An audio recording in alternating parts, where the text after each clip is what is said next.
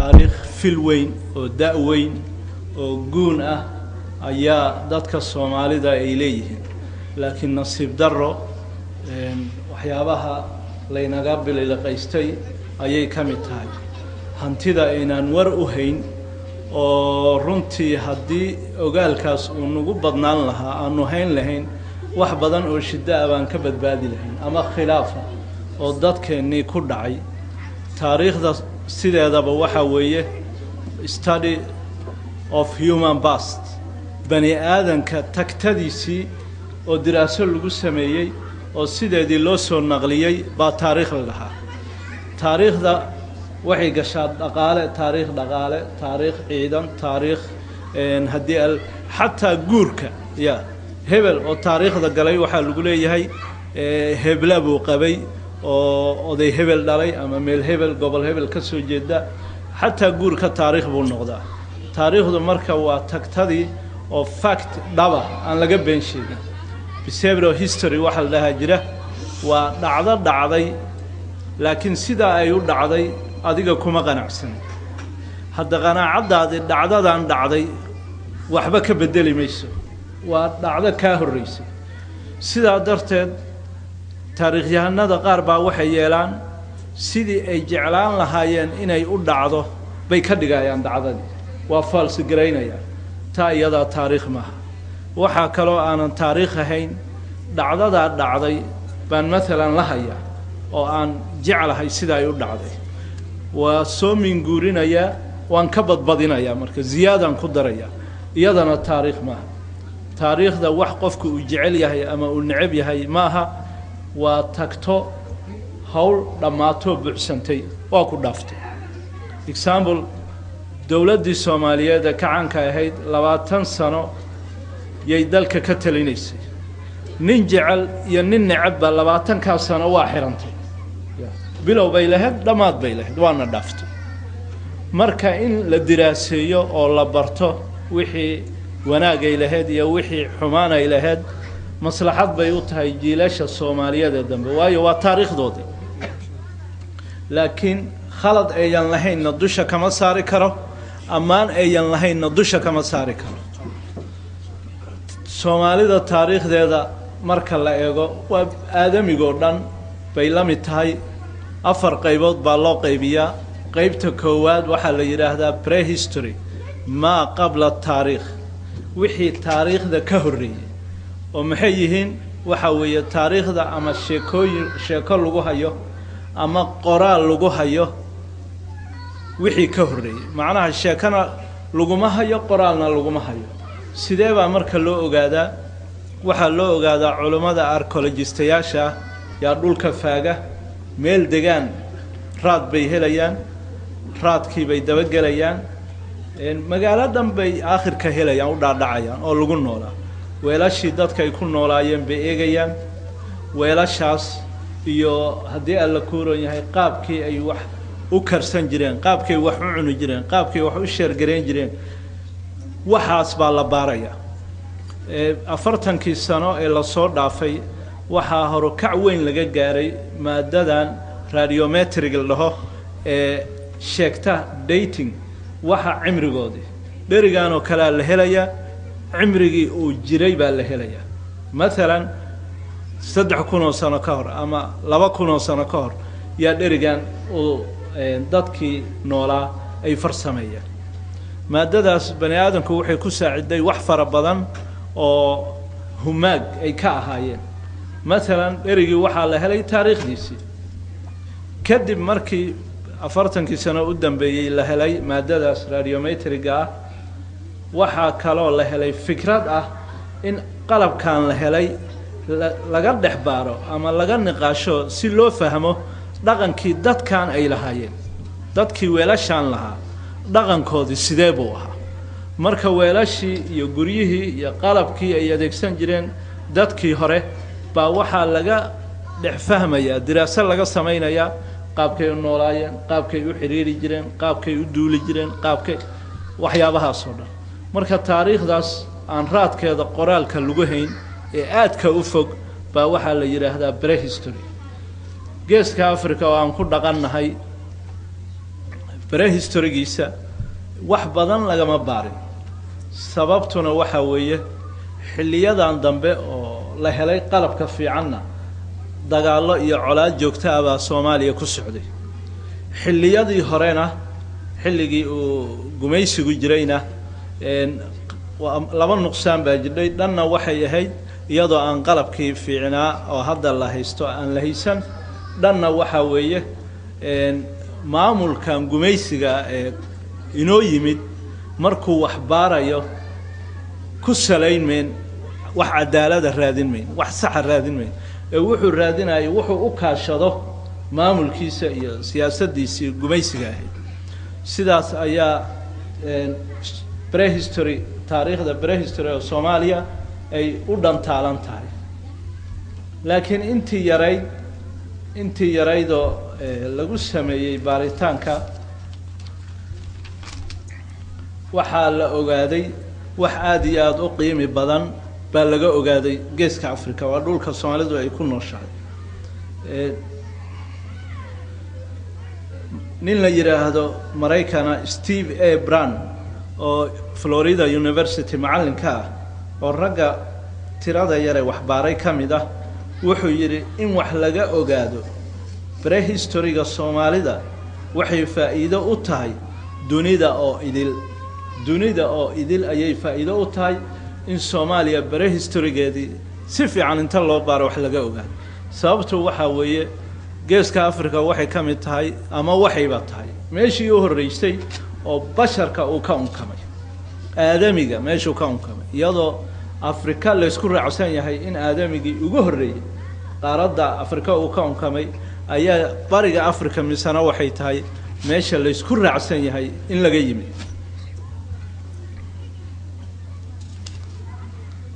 qarnigii 20aad bilowgiisa ayaa Soomaaliya baaritaanka prehistoryga uu ka bilowday sidaan soo sheegnay wuxuu ahaa mid la xiriira nidaamkii gumaysiga ahaa nin la yiraahdo isna aqoonyahan ah archaeologist Cambridge University wax ka dhigi jiray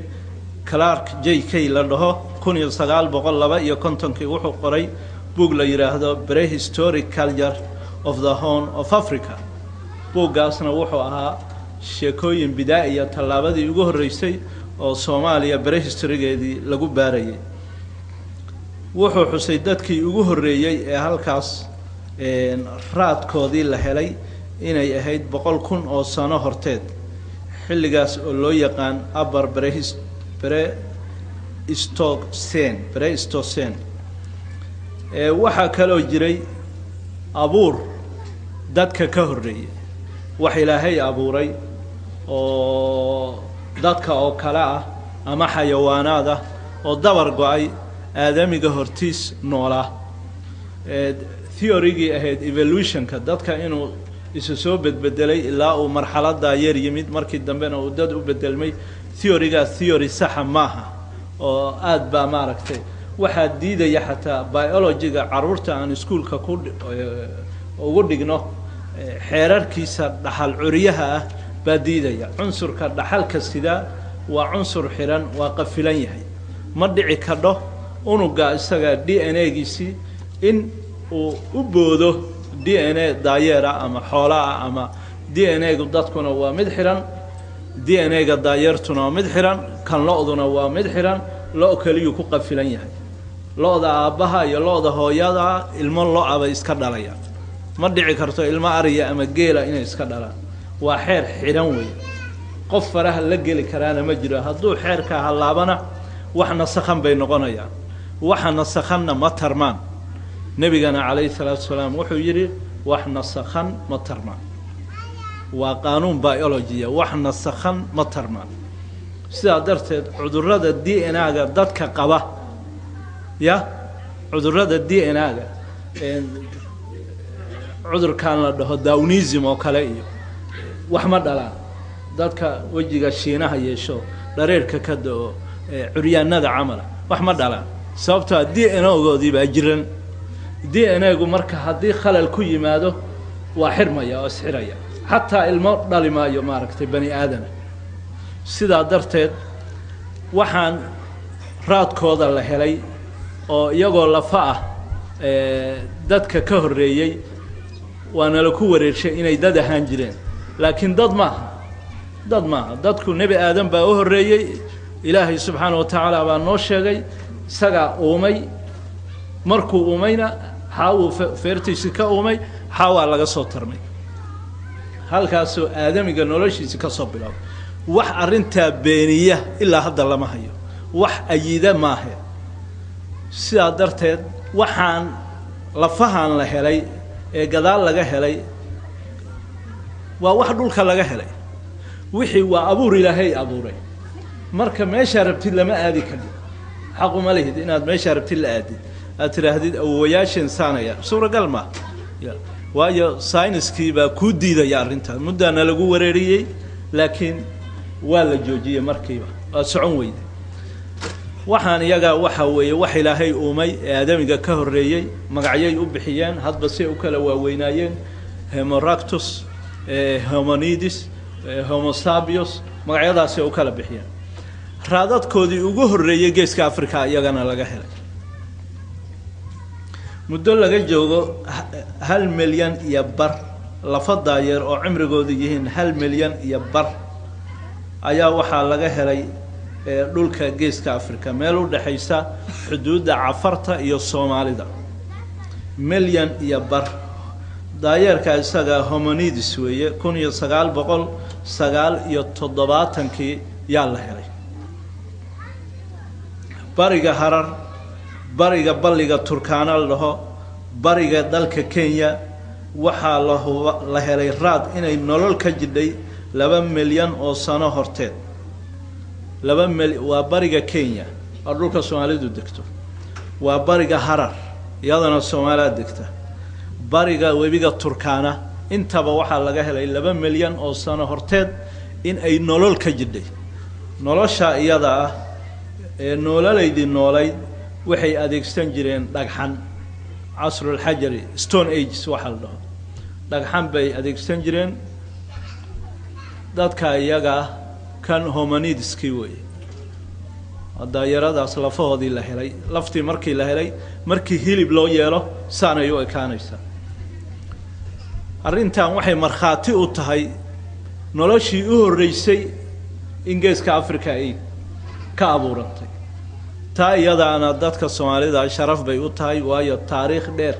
ee aadamiga iyo noloshaba la bilaabatay bay ku abtirsanayaan maaha dad shalay galab ka yimid maaragtay meel dhow aan raad lahayn oo sida la sheego ama nala ka dhaadhiciyay raadka dadkeena ilaa iyo xilligaas dadku xilli wuxuu soo maray marka uu godad ku noolaa guri muusan aqoon uma lahayn waa basharka aadamiga waxa la adeegsan jiray gurigii waa qarkaas godka weelkii dhagax baa laga samaysan waxa lagu dilayo bahalada oo lagu ugaaranayo waa dhagax waxa haraga looga siibayo waa dhagax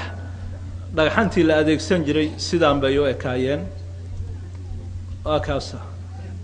waa lagu mudayaa neefkii markuu dhinto kaasaa lagu haragsiibayaa sidoo kale inta weelasha dhagxan bay ahaayeen waxa yaab leh in magaalada Hargeysa dibadeeda laga helay warshad dhagxanta qori jidhay casriga Stone Age-ka warshadii ugu da'da weyneed ilaa hadda la hayo waxaa laga helay geeska Afrika gaar ahaan ee magaalada Hargeysa dibadeeda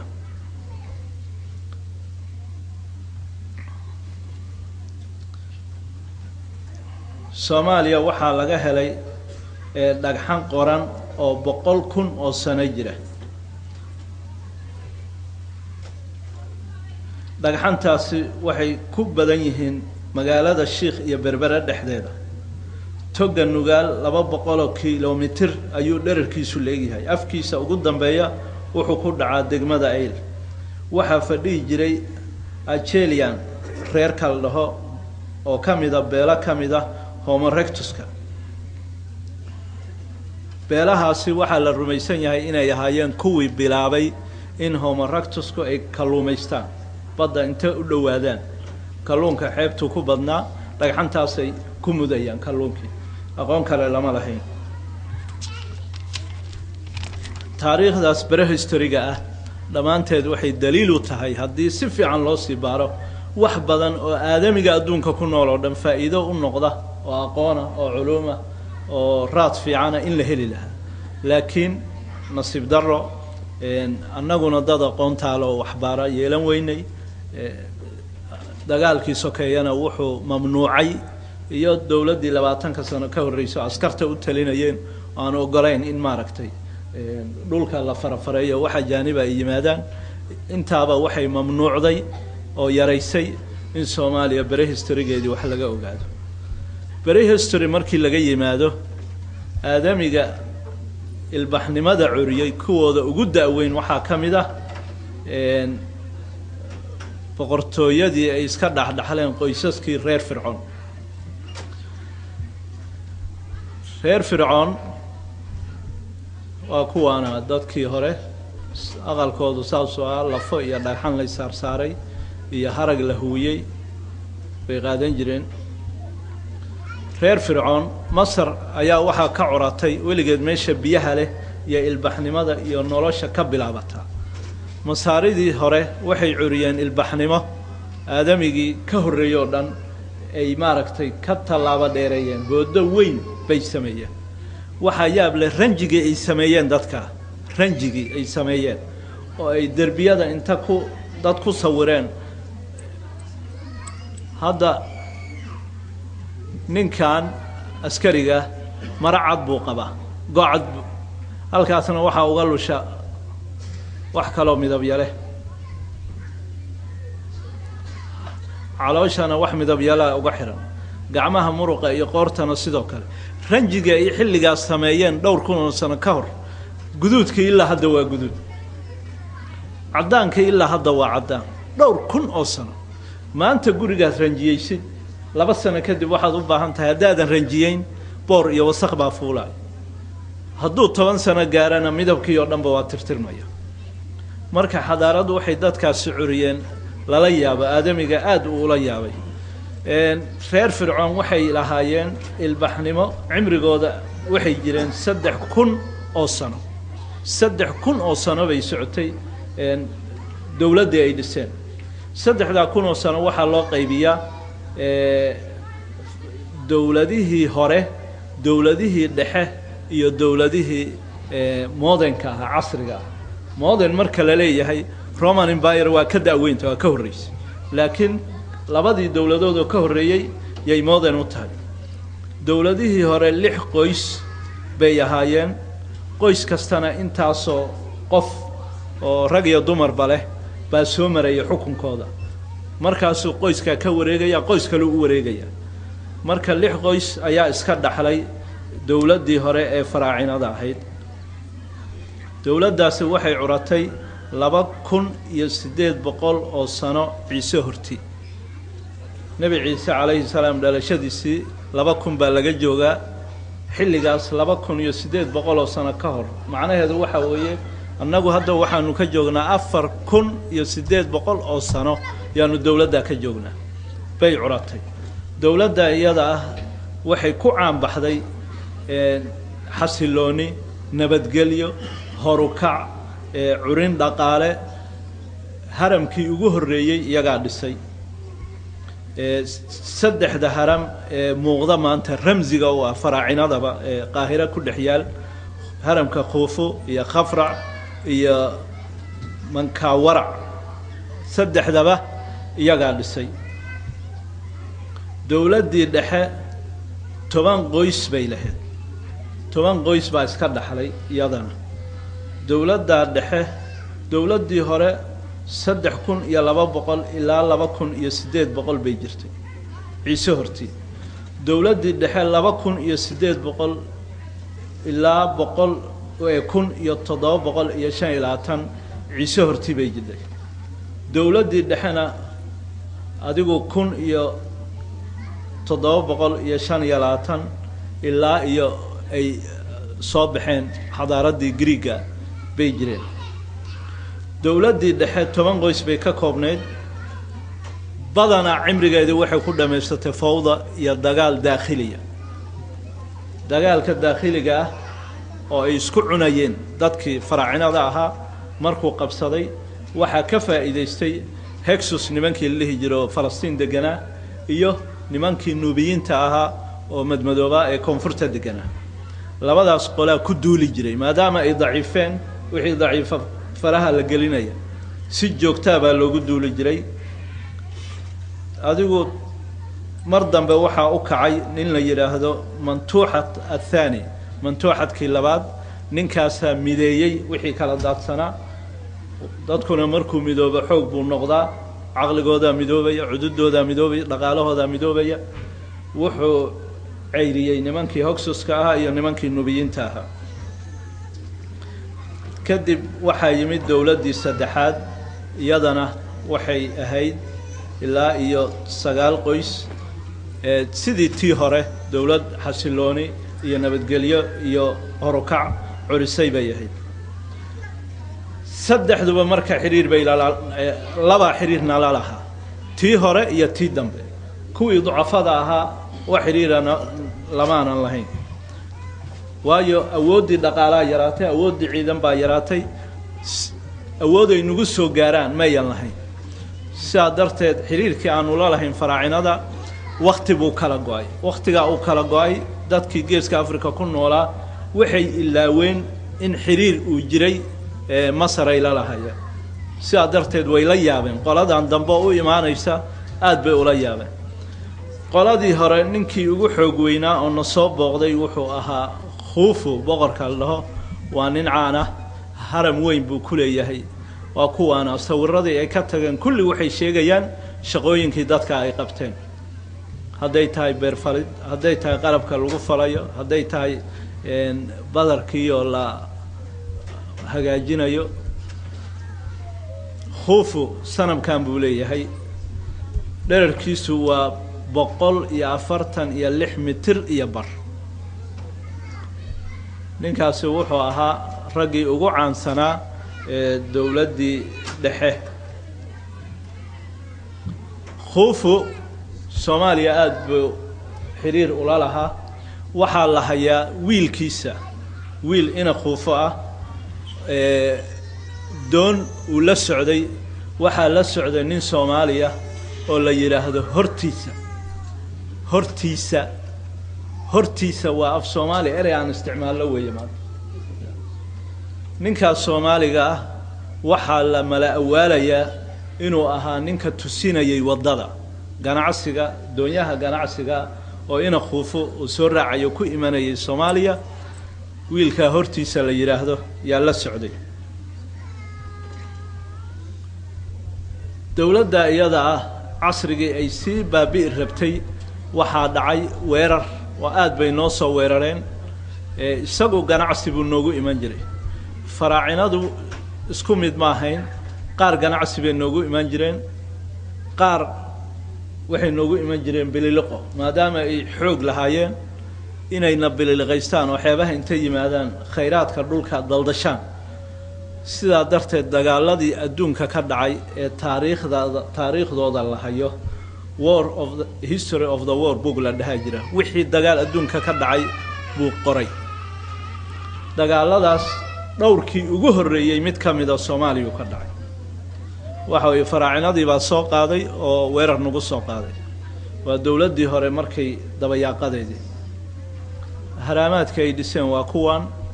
ilaa hadda baaritaan lagu hayaa waxa yaab leh dhagaxa ay isa saareen wax shaminta u dhaxeeya ma leh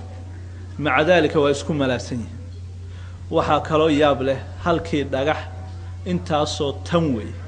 okay intaasoo tan wiish ma jirine dushaas kuwa saaran yaa geeyay waxa kale oo yaab leh deegaanku dhagax ma leh waa saxara meeshay ka dhisan yihiin piramidka waxa ugu dhow dhagax intaasoo kun oo mayl wax u jira seebay u soo qaadeen waxaasoo dhan waa culum la wareersan yahay maalinba mala awaal waxba la mala awaala saasay yeeleen markii fikradda la dhaco fikrad kale cusub ba hadana soo baxaysa wartana ka sahlan saana yeeleen marka xadaarad waxay ahayd runtii cajiiba faraacinadii dhexe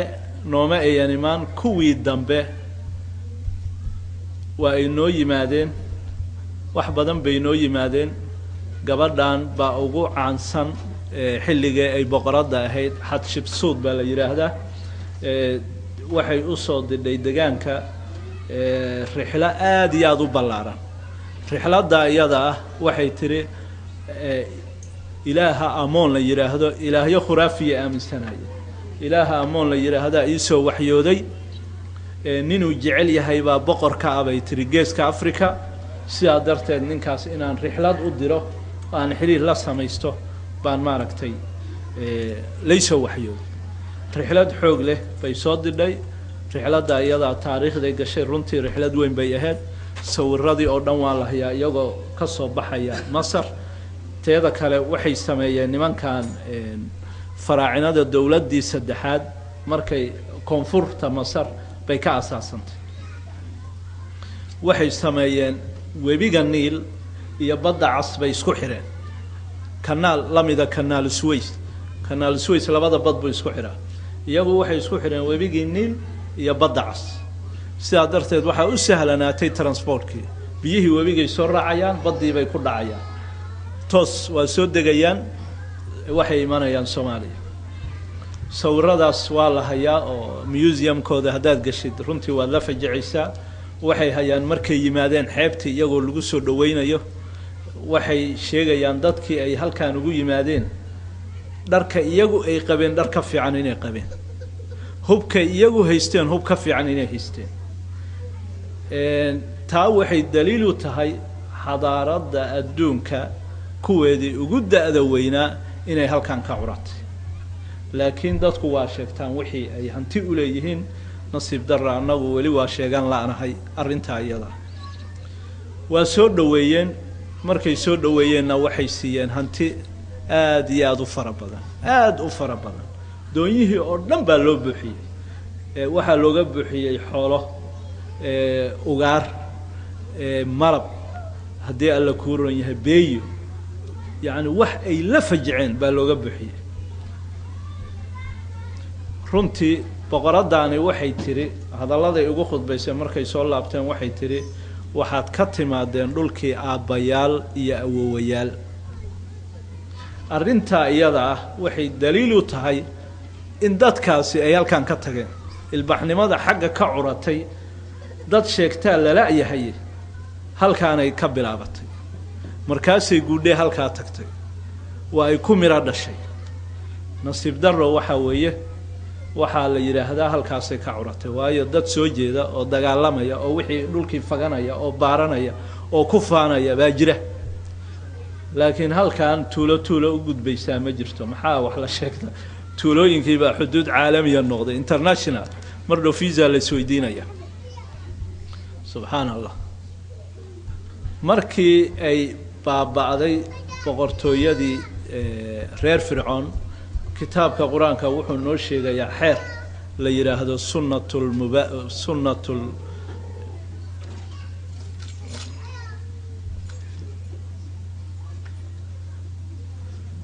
tilka al-ayaamu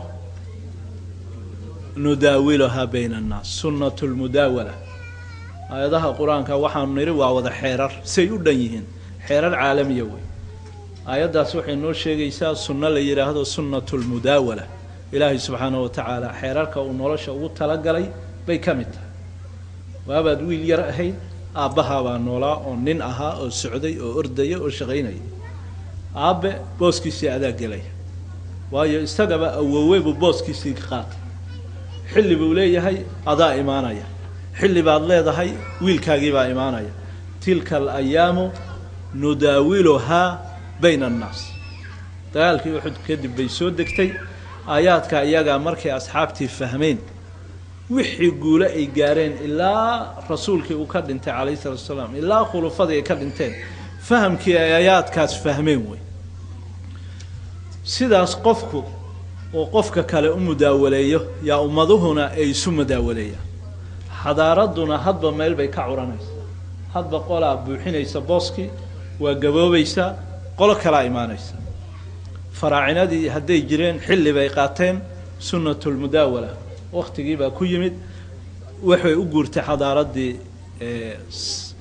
South East Europe Greek meesha cad waa badda Mediterranean-ka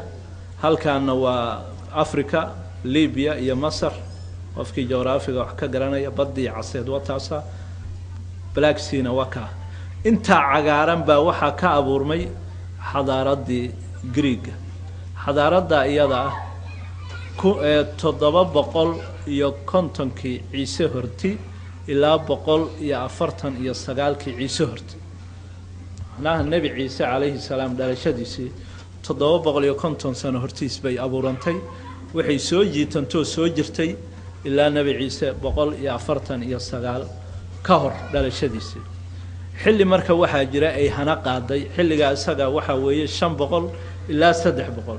classical Greece bay dhahan yani xilligii taariikhda Greega ay classicada noqotay meesha standardkii ugu sareeyay ay gaadhay waa xilligii ay u kaceen nimankii abwaanada ahaa oo filosofiinta ahaa oo culumta bani aadamka oo dhan qawaacida ka dadajiyay Aflaatoon iyo Socrates iyo raga iyaga Aristotle iyo baa u kacay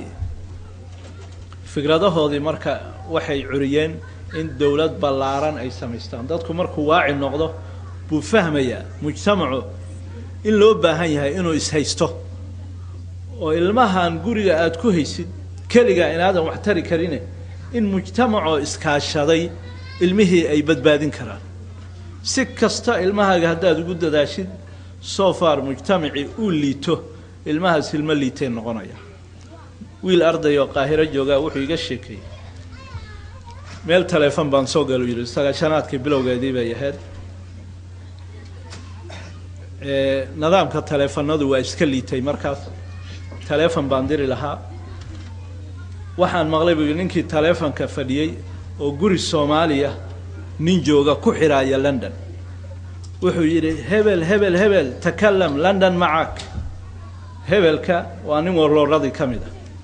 wiilkii ardayga waxaan ku iri buu yiri ninkii Masriga lacag baan ku siinayaa ninkan aan dhageystay ii furcodka oo furay de Masri maxaa ka galay ninkii wuxuu leeyahay London buu la hadlayaa heblaaya lacagtii waa soo shubay haye gabadhaydii hebla ahayd hatta gabadhii magaceedii wallahi way sheegay gabadhaydii hebla ahayd Cambridge University u raad hadii lacag kale loo baahdana waan soo shubaya waa xilligii Soomaali la jaray oo BM-ka xamar la isla dhacay subhanallah wiilka ardayga marka wuxuu yiri ninka isaga adeerow wiilkii baa ii hadlaya ninka isaga gabadhiisi Cambridge inuu geeyo waa gartay laakiin gabadha yarta markay Cambridge ka baxdo meeshay ka shaqeyn lahayd waa meesha BM-ka ay ku socdo Cambridge hada markay ka qaadato qaxooti baa sugaya inay qaxooti noqoto marka waxay ahayd inuu dadaalka uu gabadha u dadaalayo mid la eg mujtamaca inuu siiyo markaas ay gabadhii la rasmi ah helay Greegu marka waxay fahmeen mujtamacahan inay isku urursadaan association way bay sameeyeen saasay u baahan ilaa waqooyiga Afrika ilaa galbeedka Spain bay gaadhay meeshaas France weeye my France wataas halkaana Spain weeye inta cagaaran bay ka talinayeen Greegi iyaga ahaa wax badan oo dagaal bay galeen inay dawladda inta la ku baahsan helaan si fudud kuma imaanay sheeka xariir dagaal xoog leh galeen dagaaladii faraha badnaa ay galeen baa waxa jirtay xilli badweynta India habeen dhaweyd waan xusaan filaya dabaylaha monsoonka lagu goosho labada xilli carabta kaliya ogaa way qarsan jireen marka dadka uma ayaan sheegi jirin nin ganacsade oo Greega oo soo safray koonfur soo gaaray baa wuxuu ogaaday dadkan inay ka faa'iidaan dabaylaha markuu laabtay arintii buu ka shifay doonyihii Greega ahaa waxay soo gaareen marka xoog ay yeesheen badweynta India badda casbay soo raaceen badweynta India inay ka ganacsadaan marka waxa dhacay geeska Afrika ay barteen waxay barteen hantida dhulka taal si adarteed bay xiriir xoog leh noola soo sameeyeen xilli waxa jiray تقريبا صدن سنة كدوات سديد يلاتن مية تضي يلاتن مية سنة وح كدو بي وحي فديين قردفوي مدة إيادا وحي دلدلان ين مرودياش دنيا وين باللي مادين وحي قادن جرين مروديقا waxaa yaab leh qofkii hadda la yiraahdo maroodi baa ku noolaa dhulka waa adag tahay inuu rumaysto waayo dhirtii waa ay baabaaday semi desert weeye dhul saxara laakiin waagaas dhulka dhan hawd buu ahaa dhir aad u waaweyn baa ka bax tiil dugaag nooc kasta habar dugaag waa joogay maroodiyaasha marka waxay u adeegsanayeen dagaaladii faraha badnaa oo ay ku jireen taasina waxay daliil u tahay Greegi xiriirka uu la soo sameeyay geeska Afrika daartan iyaga dhisay architecturadii ka haray weeye farsamadoodii farshaxankan qudheeda iyaga lahaa cilmiga xisaabaadka iyo handasada iyo waxa soo dhan waa ku horumaray waxa xigay marka cagaarkii waa batay waad u jeedaan waxa xigay Roman Empire boqortooyadii Roma boqortooyada Roma tii Greega ku xigtay waxay curatay Nabi Ciise alayhi salaam 44 sano intuusan dhalan waxa curiyay nin la yiraahdo Julius Caesar nin dictator oo gacan adag wax ku maamulaba uu ahaa markaan waa markii ay ugu baahsanayd isagu ma nooleen isagu marka Greegu ku eka magaalada Roma oo Greega looga taliyay uu joogay taliskii uu la wareegay oo Roma ku fadhiyay baabalaartay magaca Rome ka yimid Julius Caesar waxa ku xigay nin la yiraahdo Augustus akuwana Julius iyo Augustus 503 sano bay boqortooyada daa'intay ee dunida ka talinaysay Julius wiilkan Julius caruur ma dhalin wiilkan waa uu korsaday magaciisuna siiyay Augustus xilligii uu hayay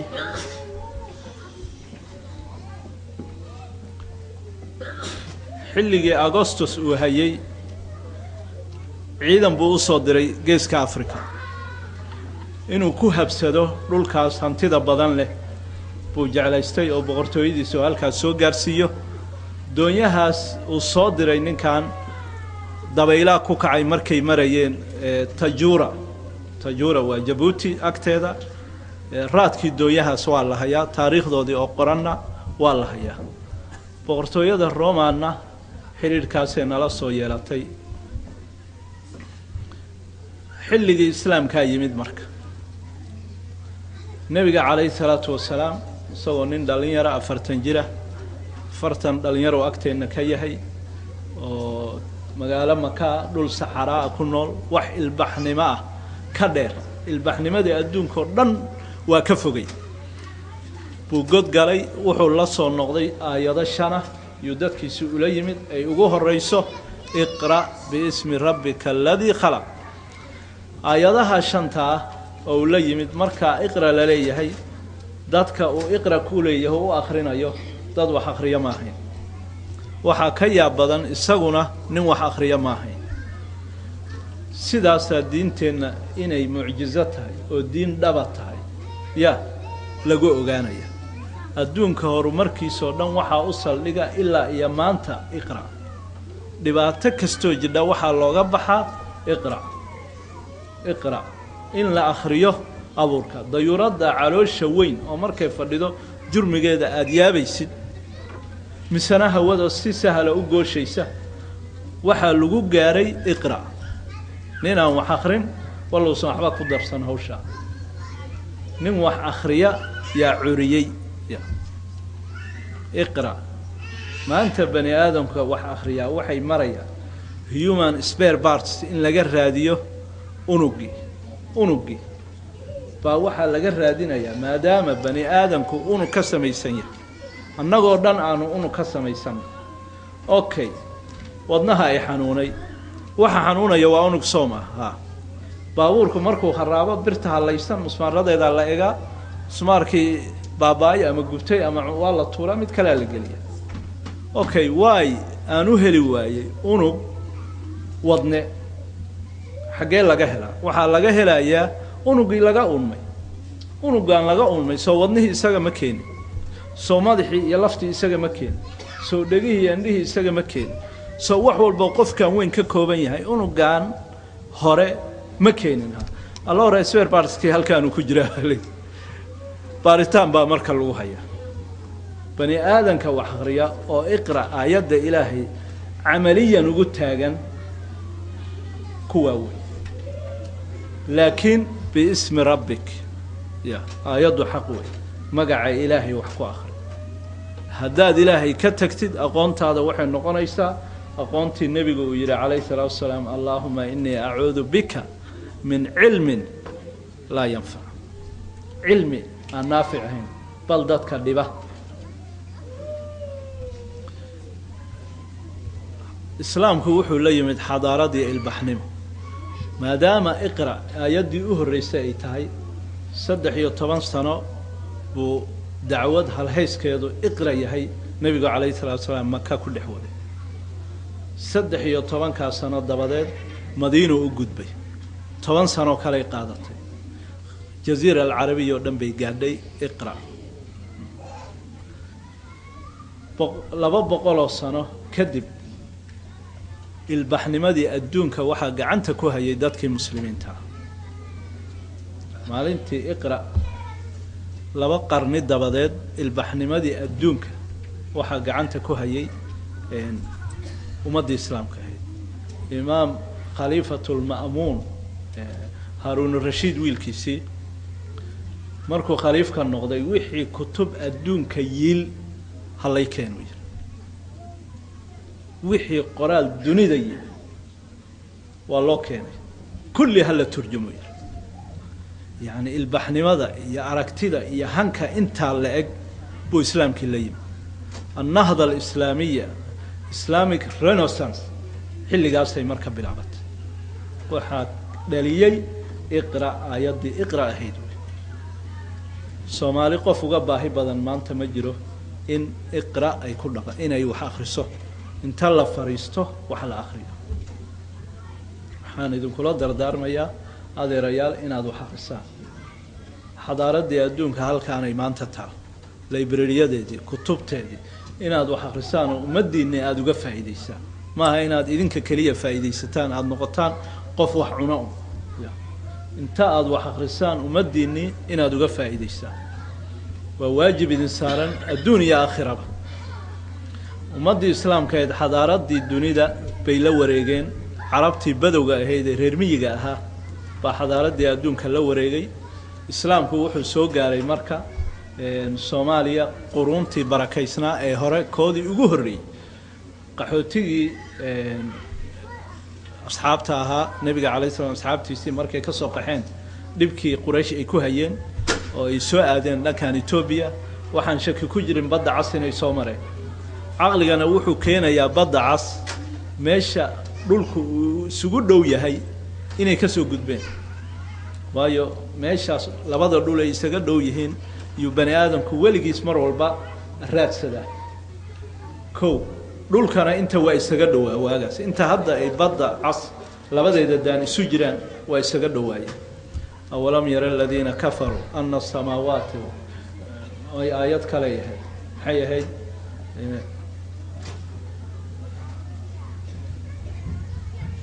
awalam yara alladina kafaru miya ayadana anna nanqusu al-ardha min atrafiha ya magara adiga inta waa isaga dhaweyd dhulka waa cuntamaya waa si kala sikanaya wadu waa balaaranaysa waxaan marka shaki ku jirin in meesha dhulku isaga dhow yahay ay ka soo gudbeen meeshu isaga dhow yahayna Eritrea maahe waa dhulku Soomaalida degan ama Djibouti ama Zaylac iyo eriyadaas sida darteed islaamka xilliga horuna soo gaaray markuu na soo gaarayna maalinba meel buu marayay asxaabta la tuhmaya inay Soomaaliya yimaadeen waxa kamid ah Abu Musa al-Ash'ari iyo caliy ibn abi aalib radia allahu canhuma waxaa kaloo jiray xilligii cabdilmalik ibn marwan dad koonfur deganaa oo muslina oo sakadii diiday ciidan buu usoo diray ciidankaasi koonfur markay yimaadeen waa degeen meeyan laaban si rasmiyay u degeen dadka cadcad ee koonfurta soomaaliya deganaa qaar baa ka soo jeeday dhacdadaas dadkii la socday kow islaamkii markii uu marka hana qaaday waxaa dhacday in soomaaliya ay aada u daneeyaan carabtii ilbaxa ahayd dadkii inoo yimid dalmareenno badan oo carab ah ayaa ka mid ahaa alyacquubi dalmareenka la dhaho wuxuu noo yimi qarnigii sagaalaad ciise dabadi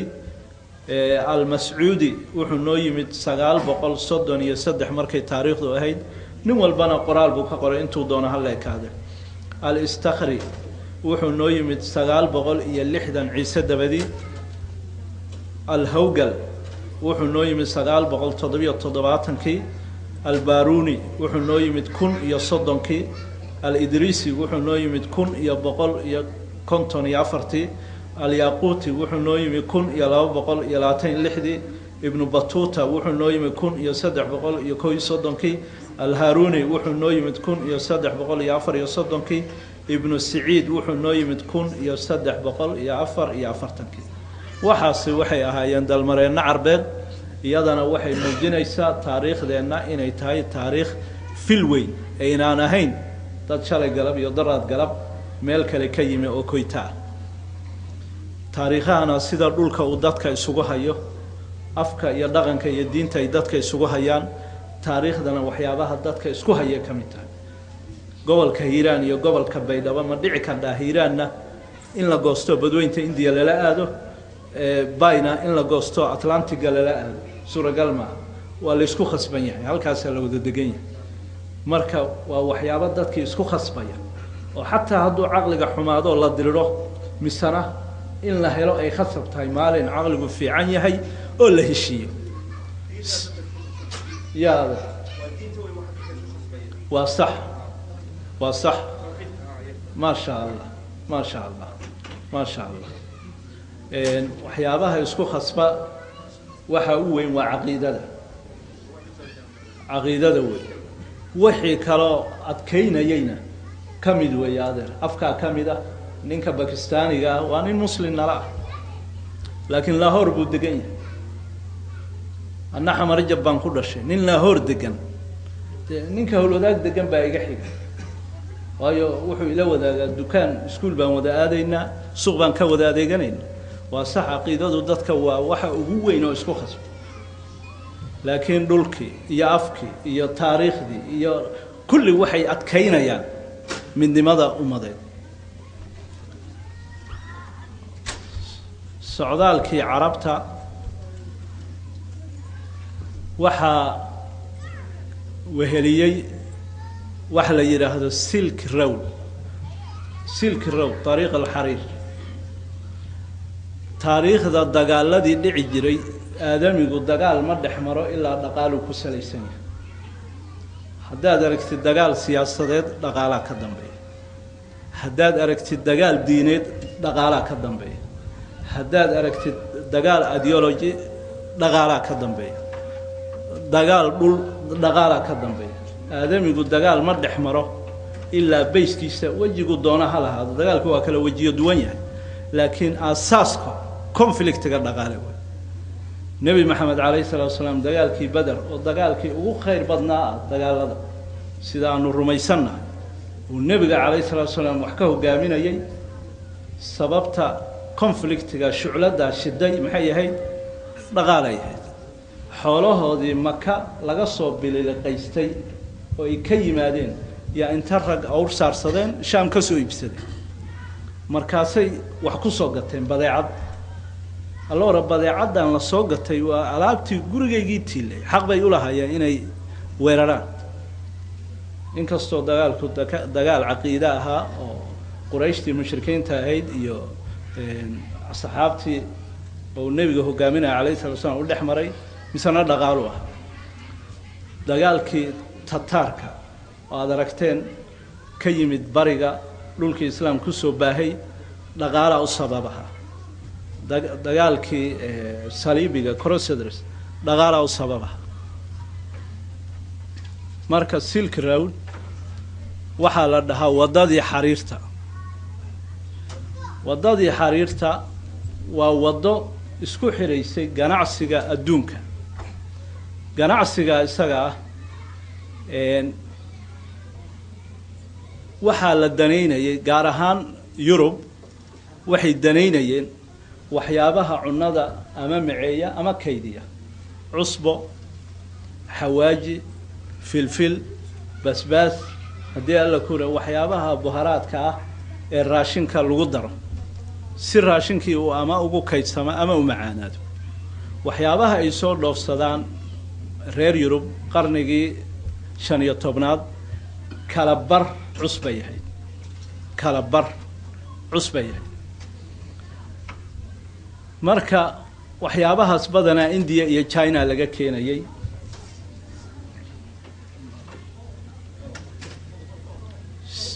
wadooyin marka waxaa jira ganacsigu uu maro dib badan bay ku qabeen waayo wadada magaalada Venezia la dhaho oo bariga Italy ku taal dhibicda buluuga meesha ka bilaabanayso magaalada Venezia la dhaho uu ka soo bilaabanayay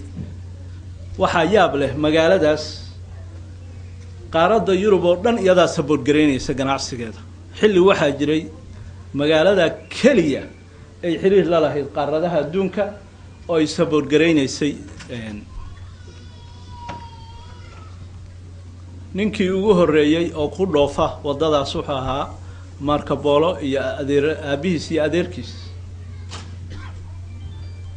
dadka Venetianka waxay ka hareen boqortooyadii imbraadoriyadii Roma oo burburtay si u soo baabaysay magaaladaas ay ku hadhay wax 150 sano 200 sano ku dhow ba magaaladaas kaliya waxa ka jiray maamulkii boqortooyadii Roman Empire marka xadaaradii bay haystaan dadkii kale waa reermiye iyaga kaliya safrayay oo halka tagayay wadadaasna sir bay u ahayd waa qarsan jireen ma yan sheegi jireen dadka reer Yurub ma sheegi jireen hantida iyada ah ee wadadaas marta badana waa la kala bar waa la dhici jiray waayo de waxa dhex maraysa ummado Ilaahay og yahay tiradooda oo kala duwan socdaal dheer intaasoo kun oo mayl oo socda awrba lagu ranayaa marka xeebaha timaadana doonyaa qaadaya Silk Road wuxuu ahaa wax sir ah nimankaas waxaana loogu bixiyay nin Chinese ah oo dhulkan ku sahmiyay waa laba boqortooyo ay haysteen ba markii mid laga adkaaday TC buu ganacsi iska galay dhulkii uu ku sahmiyay buu ka ganacsan jiray waxyaabaha uu ka ganacsada xariir baa u horeysay Shiinaha markaa waxay ku hormareen farsamada xariirta sidaa darteed meelahan lagama aqoon aad baana looga baahnaa ganacsigii uu ninka bilaabay waa soo durkay Persian Empire buu soo gaaray Pershiyiintiiba aad u daneeyay xariirta markiiba ganacsi boomina buu noqday xariirtii iyadaheed waa sii socotay reer Yurub baa daneeyay wadadii marka waxa loo bixiyay wadadii xariirta Silk Road wadada uu maro ganacsiga caalamiga ah qaar Masar bay imaan jireen badda cas bay ku soo raaci jireen halkaas ka bixi jireen waa kala bixi jireen qaar India u sii socon jireen qaarna geeska Afrika kuwa India aaday baa qaybsami jiray qaarna halkaas ay jaana ka soo gali jireen qaar dhulkay mari jireen Marco Polo marka aabihiis iyo adeerkiis oo soo noqon waayay buu raadiyay wadadii uu ku lugeeyay oo ka soo laabtay waxa jiray Venezia iyo Verbia reerkii Venezia deganaa iyo Verbia reer degan baa dagaal xoog leh dhex maray Marco Polo dagaalkii buu ka qayb galay maxbuus ahaan baa loo qabsaday 10 sano xirraa 10kii sano uu xirraa buu wuxuu ka waramay marka xabsi qol ku jidho adiga iyo qofka kula xiran sheekado idil waa idin ka dhamaanaysa saas ugu waramaysa marka waxa bilaabanaysa wixii sirtaa in la sheego waddadii sirta ahayd Marco Polo ninkii saaxiibkiisa oo maxbuuska ah buu uga warramay ninka isaga abaa buu ka qoray sheekadii Marco Polo xabsiga intuu ku jiro buu ka qoray buuggiiba hadda la nashriyaa laga sheekay taariikh buu noqday wax rasmi ah oo la hayo oo maaragtay waxtar leh filimay ka sameeyaan rixladii Marco Polo waddada xariirta ah marka Venetianku magaalada dadka degan dad waxay ahaayeen aad maaragtay u dhib badan u shida badan maadaama ay ka ilbaxsanaayeen dadkii Yurub xilligii dark age ya asru dhalaam xilligii mugdiga oo Yurub taariikhdeeda ku noqotay dhibic madow ya door bay ka qaateen nimanka Venetianka dhibic madow مثال waxaan u soo qaadanaynaa indulgence maxaa la sagcatul ghufran ya indulgence aragtidan ah wadaadku inuu cafiyo dambiga qofka rayidka ah kun iyo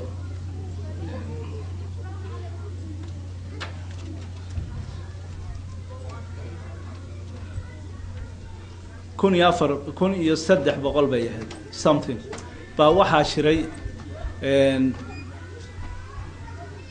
wadaadadii Catholic ahaa waxay isku raaceen in culimada la siiyo awood ay wax ku cafiyaan loo baahan yahay ninka sheekha ah inuu dadka dambiilayaasha dambigooda cafiyi karo waa la isku raacay taa iyada waxay gayeysiisay mujtamacii in baadariyaashii ay baadaan dambi baad galaysaa haddii rabtay inaan ka cafiyo keen maaragtay wax hantida qofku keenayo waxay la beegtahay dambigu galay intuu leegyahay dambi weyn qofkii gala hanti badan baa laga rabaa waxa laga yeeli maayo aragtida iyada aad bay u fakatay waa xoogowday de waa dhac burcadnimo way bani aadamkuna sidiisaba hadii xeer celiya oo san jirin aqli celiyana oo san jirin waa iska dugaagaas u lamid yahay arrintii iyada heedsay u socotay waxay gaadhay in qofku intuu sheekha u yimaado oo dhaho sheekhow dambi baan rabaa inaan galo meeqaan bixiya macnaha iska bixi wax weey markaas waa si qadimanaysa wax bixintii awal waxay ahayd dambi markuu ka dhaco in lagu cafiyo waa la qadimayaa hadda dambigaasaan rabaa inaan galo meeqaan bixiya inta iska bixi qofkii xor weey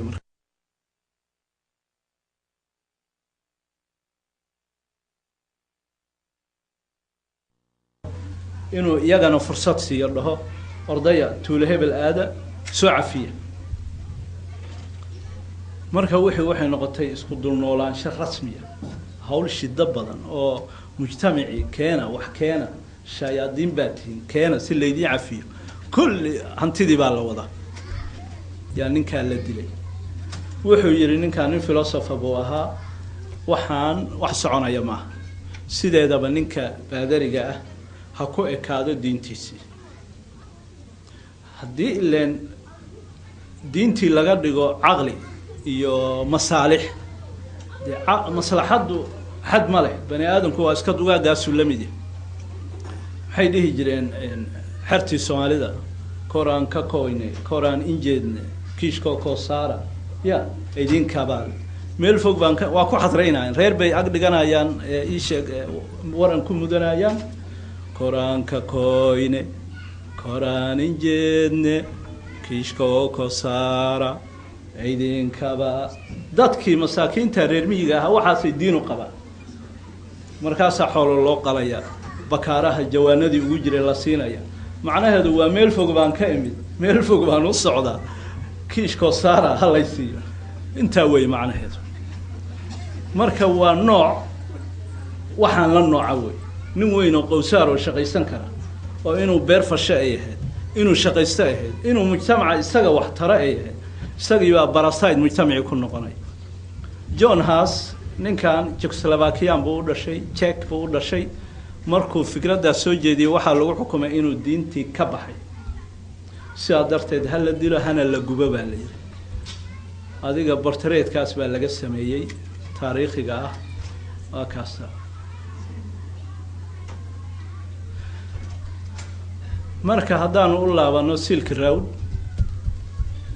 Silk Road nimankaasu u xareysnaa wuxuu ahaa arrin iyaga keliya u kaydsan annagu marka geeska Afrika waxaan ku naalaa meelihii muhiimka ahaa ee wadooyinka Silk Road ay marayeen waa taasa Afrikana loo soo maro qofkii u socda bariga fogna uu maro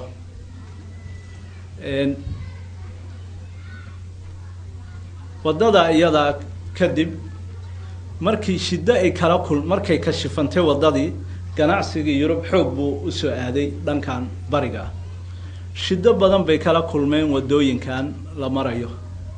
kadib waxa dhacday maadaama halkan shida lagala kulmay fikradu waxa timid maanu wada kale raadino aanu India ku gaaro fikradii marka Christopher Columbus iyo Amerigo Vespucci iyo ragii sahamada ahaa dhanka galbeedka u baxay ay ku dhaqaaqeen waxay ka dambeysay arintan iyada ninkii ugu horeeyay oo halka ka soo laabtay marka wuxuu ahaa Vasco da Gama badweynta Atlantiga koonfur buu soo maray koonfur Afrika Cape of Good Hope Ras Rajal Saleh uu ka soo laabtay saasuu India ku gaaray dabayaaqadii 1500 markaas waxa bilaabatay Portugiiskii inay dhaqdhaqaaqoodii ganacsi uu ku soo bato badweynta India waayo waxa la helay meel nabada oo ka shida yar walow ay ka socod dheer tahay laakiin hantidii waa ku badbaadaysaa wadadan dheer oo marba aad qabiil ku dhacaysid bahal afkiisa oo ku balliqaysanaya aad ka dhuumanaysid shidada miirana wada badaasa la helay oo India lagu gaaro ganacsiga lagu keensado waxa marka dhacday dhaqdhaqaaqa markuu bilowmay dadka Soomaalida ah sidoodaba markay diinta Islaamka soo gaadhay xadaarooyin baa u curtay xadaaradahaas bilowgii waxay ka curteen area-da Harar waxaa soo degay qoysas Khalid bin Walid ku abtirsada markii Amawiyiintii xukunkoodii uu dhacay oo ay Cabbaasiyiintii la wareegeen magaciisa imaamkii u horeeyay Cabbaasiyiinta hebel Safaax baa la jiray in aad dhiiga u daadiyay oo dad badan laayay dadku laayay la cadad wala xisaab aad buu dad u laayay way soo qaxeen marka dadkii Amawiyiinta ahaa Amawiyiintii meelahay u soo qaxeen Harar baa kamid ahayd halkaas waxay ka curiyeen sanadkii 600 bayahay markay soo degeen imaarado yar yar oo aan cimri dheer helin laakiin imaarada sideedaba bani aadan ilbaxnimo hadaad aragtid waa dad ururiyo ishabeeyay dad gudahoodii ishabeeyay waayo dad kala daadsan weligood ilbaxnimo ma curiyaan qoysaska iyaga maadaama ay dad ilbax ahaayeen imaarad bay samaysteen nolol bay abuureen disabilin iyo kala dambeyn leh imaaradahaas waxaa kamid ah imaaradii Aifad waxaa kamid ah imaaradii Aikad waxaa kamid ah imaaradii Eastern Shawa Sharqiya waxaa kamid ah imaaradii Awdal imaaradahaas oo dhan Soomaalida dadka Soomaalida haddii wixii taariikh aan lahayn aan saa u soo taxno waxaanu helaynaa dad cimri dheer leh inaan laakiin nasiib darro wixii hadda Ethiopia oo nala darisa ma jiro 200 baa ka jira oo aabayaashood ka dhaxlay xukunka intaas way inqilaabayeen Tigray baa soo duulaya wuxuu leynayaa xabashidii baa duulaysa waxay leynaysaa Tigraygii xukun aanan dhiig ku daadan ma jirin laba nin maahe oo aabayaashood ka dhaxlay laakiin waxoodii bay habaysteen waxay dhaheen 1000 sano aanu jiraa 1000 sano yaan jiraa laakiin dadkan ilma Maxamed Soomaaliya waa geelay shalay galab bay yimaadeen tii iyadahayd baan annagana qaadanay oo waxaanu rumaynay inaan shalay galabnay inaan taariikh lahayn Aifad waxa curiya waxay ahaayeen awowayaashayda oo ikad waxa curiya waxa ahay wayaashaya oo awdal waxa curiya waxa ahay wayaashaya oo haddaan taariikhdaas dheer aanu soo taxno oo wixii ka horeeyayna aan dabada ugu qabanno wixii ka dambeeyayna aanu dabada ugu qabanno saldanadii ajuuraan tii majertinya tii wiilwaal tii maxay ahayd begadiga tii haddii alla kuuron yahay imaamadii abgaal aan saa u taxno waxaanu helaynaa inaanu dad cimri dheer Ethiopia ka cimri dheer aan oo xaqiiqa laakiin nasiib darro waanu kala jajabsanay nin walba gobol doolshaa uu qaatay ummadnimadii baan waxaan ka raadinaynaa reer gudihiis nin waliba reer gudihiis buu ummadnimadii ka raadinaa yani wax suuragal ah wallahi inayan ahayn wallahi waa dadku oo qabiil u noolaa waajida oo qabiilku uu calan yeelan karay boqor yeelan karay taariikh samaysan karay waayo adduunka oo dhan baa saa u nool laakiin maanta waxaanan dhici karin qabiil kastoo Soomaaliya inuu United Nationska kursi ka helo calan yeesho madaxweyne helo dhaqaale madax banaan helo ciidan dhulkiisii difaaca helo waa hay'ad ummadahan wixii aanan isku qaadan ma jirayaan bal ummadihii baa isbahaysanayo blocks baa raadinaya blocks Yurub oo dhan baa barlamaan yeelatay markaasa xataa waxa la yiri war afarta luqad oo u waaweyn aan barlamaan kaga hadal ma yeelin waayo Bosnia luqad bay leedahay bal saddex luqad bay ku hadlaan barlamaanka Yurub ninka Ingiriiska markuu khudbaynayo mutarjim Ingiriis ah baa lacag la siiyaa oo ninka dhagaha wax ugu jira uu dhageysanayo Isbaanishku markuu hadlayo mutarjim Isbaanisha u fadhiya Jarmal markuu hadlayo mutarjim Jarmal bal imisa kharash baa ku baxaya Czech markuu hadlayo Slovak markuu hadlayo Swedish markuu hadlayo Norwegian markuu hadlayo waayo waxay garteen hadeeyan saa yeelin ay yeelan maya waa garteen inay ku khasban yihiin bay arkeen cid kasta oo Yuruba waa u turjumeynaa bay dhahan soo fariisto cid kasta oo Yurub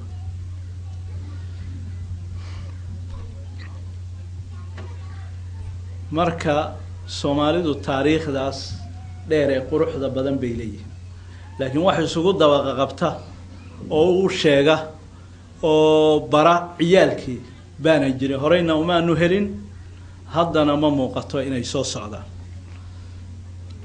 waxa dhacday imaaradahaas taagmeeyan helin ay ku hana qaadaan waa curteen mid walba waa iska shiiqdo baabaaday tii Eastern Shower baa u hor curatay waa baabaaday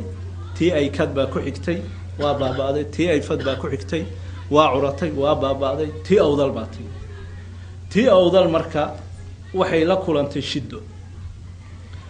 boqor waxa jiray Ethiopiana Xabashiya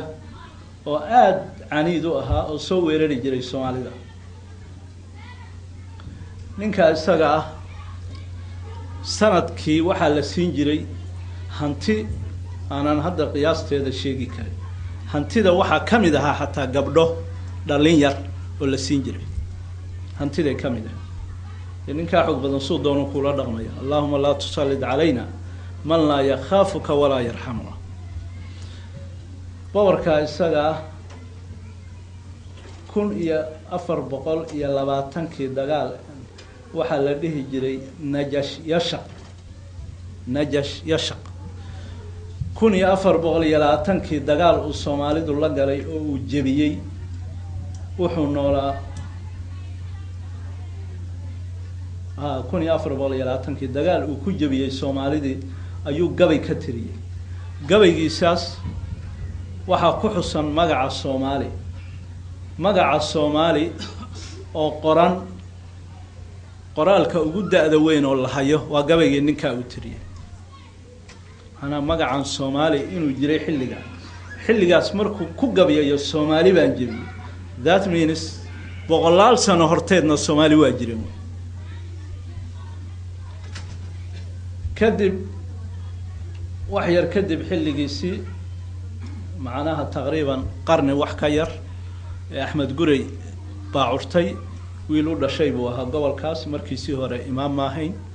لكن ننفر فرعون والدين له وحو لصبحي ددال زيادة ددال كيساس با وحو قيسيي إنه الصومالي أردن أضي النقطة سقوا ويل لنيره أضي نمديسي والقول ليباني وحكان أنه يسكعل إنه يري ددال بدن بو قالي إنه دادكي مدايا مركه هره دادان مدايسنا وحبس كما علين كرا هاي قريه النيب على بالقيسانا يا هذا تاغانو سوجيدا وحبس كما علين كرا لكن مركي عاد عدود ليده قرب ليده هي بعد هيبد ليده أحمد قري أحمد ابن إبراهيم الغازي بعد بوغاك تكو أركيسان الغازي وقف عربي غازي ودولانه نين دولية دولانا غزوة إرقا سكيمة الغازي وكونيا نيناسوي ضد بدن باشاكي قاليا أحمد قري إنو الصومالي أها وايو 5 إلا 6 أمضاد بانوغو هايستا وردها يا نينا كان أنغو أها تركيا waxay tiraahdaa Axmed Guray nin Turkiya buu ahaa Cusmaaniyiintii ka socday Eritrea waxay dhahdaa Eritrean Muslim buu ahaa Sudan waxay dhahaan Sudan buu ahaa Oromadu waa sheegtaan waxay dhahaan wuxuu ahaa nin Oromo ah Cafartu waxay dhahaan Cafar buu ahaa Yamantuna waxay dhahaan Yaman buu ahaa Soomaalida shaki baa kaga jira dadkii u dhashay oo ahaa shaki bay geliyeen Axmed Guray oo Soomaali baa caadi waa isweydiinaa ninkan Soomaali ma yahay Soomaali Sooma annagii baaba shaki gelinay yuu yahay marka ninka ku ogolaanaya nin haliyaya ee taariikhda galay ee kutubta ugu hodansan ee macluumaadka taariikhiga ee geeska Afrika yuu yahay ninka ku ogolaanaya Axmed Guray nin Soomaali ah buu taariikhda ma dhicin ciidan ummadeed maaha ciidan beel ama qabiil ama jifi ciidan ummadeed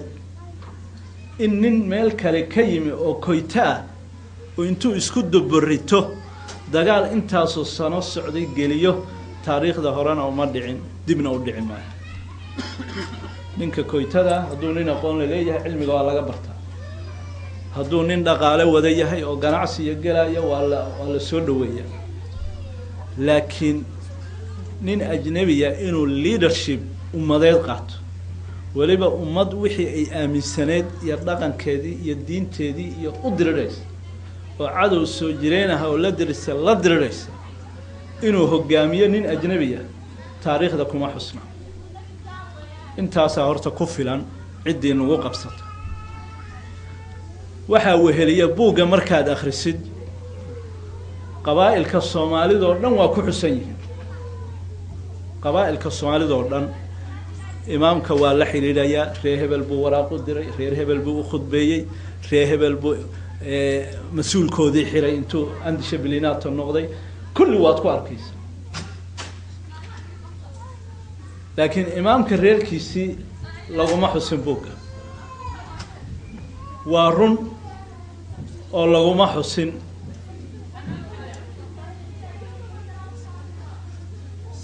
imaamka buugiisii laguma xusin imaamka reerku yahay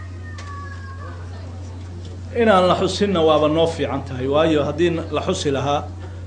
dagaalkan sokeeye iyo colaadan iyo khilaafkan buu dhexgeli lahaa dad badan baa tuuri lahaa dadkii aan la qabiilahayn taariikhda dhanba waa tuuri lahaa waa inkiri lahay marka xigmad ilaahi yaaba noogu jidha inaan la xusin markii aad akhrisid meelo badan baad arkaysaa horta maxaanan loo xusin waxaanan loo xusin غني عن التعريف ما مقشان هبل غني عن التعريف إمام كان نين لو ذا يقان بوها لكن رهبل نينك هو جامينا يا نين لا يقان ما هدد بدن ولا ما عاجره مركي وده هبل با ساجر وإنه شجع هبل ورهبل إنه راعيه يا تعريف كسيداسو وحسي أما إمامك الله إمامك حق مرة إمامك ساجر كفى إن ما ركتي هذا الكاس نكير وياهي أحمد قري حتى أحمد قري كلاجرة oo hogaamiyaasha ka mid ahaa oo reerka habara wala u dhashay wuu xusaya Axmed Gurigaas ama kan ma uusan xusin sababtoo ah waa ghaniyun can at-ta'rif meel yar baan idin sheegaya oo aan ka akhriyay aan xasuusto ninka Soomaalinimadiisa inoo cadeynaysa mar ay meel balliya aad u weyn oo aan laga gudbi karin biyo badan ay yimaadeen imaamkii baa hadlayo wuxuu leeyahay annagu bad ma naqaan sida loo raaco geel baanu dhaqanaa nimankii maheriga ahaa buu leeyahay noo sameeyo doonyo aan kaga gudubno badatan annaga macnaheed marka annaga geel baan dhaqanaa annagu geel baan dhaqanaa waa Soomaali haddii marka la diraaseeyo buugga meelo badan baa la helayaa oo ku muujinaya in uu ninakan Soomaaliya okay Axmed Gurey wuxuu ku guuleystay inuu ummadii Soomaaliyeed ummad ahaan isu ururiyo oo ay isu luga duudaan markaas ayuu duulaankiisii qaaday hal dagaal baanu xusaynaa dagaaladiisii ka mid ah waqtigiina waa nahayaa dagaalkaasi shimbiro kore baa la yiraahdaa wuxuu dhacay 1529 qoraalka dagaalka ka sheekaynayo wuxuu leeyahay habeen Arbacaa ayaa ciidankii waxay ku hoydeen buurta shimbiro kore la dhaho habeenkaas oo dhan quraan bay akhrinayeen oo ana duceysanayeen imaamkii khudbad dheer buu habeenka akhriyay wuxuu yiri waxaad ku laazintaan sabir ilaahayna tala saarsada askartii imaamkii ballan bay siiyeen inay si wanaagsan u dirirayaan adeecayaanna sidoo kale boqorkii Abasiiniyiinta ciidankiisii buu isna la shiray khudbadu u jeediyay oo ka codsanaya inay si wanaagsan u dagaalamaan ciidamada Abasiiniyiinta waxay dhamaayeen 200,000 fardoolaydoodana waxay dhamaayeen 16,000 ciidamada Soomaalidu waxay dhamaayeen 12,000 fardoolaydoodana waxay dhamaayeen 560 ninka buugga qoray wuxuu leeyahay labada ciidan markaad isku fiiriso waxaad moodaa buu yiri dibi madow oo dibi dhogor madow oo dhibic cad korkiisa ku taal dibi dhogor madow oo dhibic cad korkiisa ku taal adigu dagaalkii subaxdii dhacay ilaa casarkii ayuu socday dagaalkaas isaga ugu dambeyntii guushii waxay raacday Soomaalidii waxa kaga dhintay Soomaalida nin la yiraahdo Kabiir Ibrahim iyo nin la yiraahdo Fiqi Maxamed Daw oo ahaa muadinkii imaamka waxa kale iyana waxa kale dagaalkaasi wuxuu ku dhamaaday in guushii ay raacday dadkii Soomaalida ahaa intaas aanu ku